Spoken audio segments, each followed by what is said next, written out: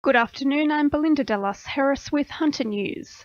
Plans to expand Bengalla Mine are top of the agenda at today's Planning Assessment Commission public hearing in Muswellbrook. The $690 million Rio Tinto proposal would see an additional overburden emplacement area built west of current operations on a parcel of land already purchased by the mine.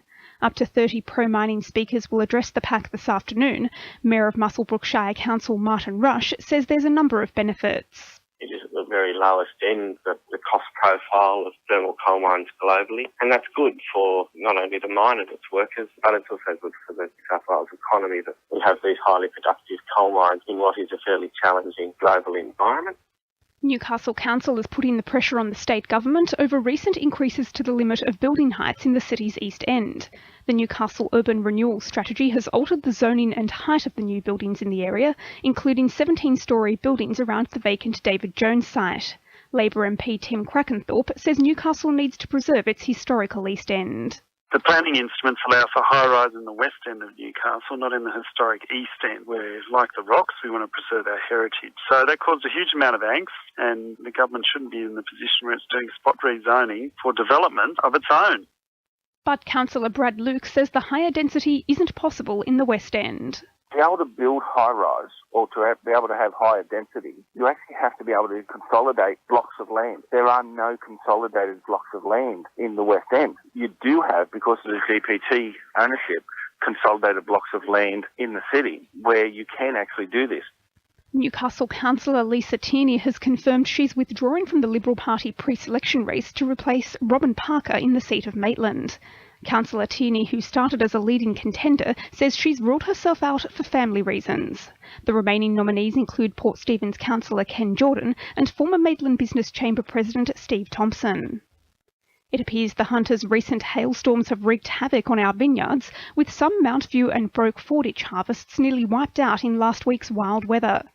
Margan Family Wines has lost between 5 and 20% of its crop, with leaf damage and bruised grapes the main offenders.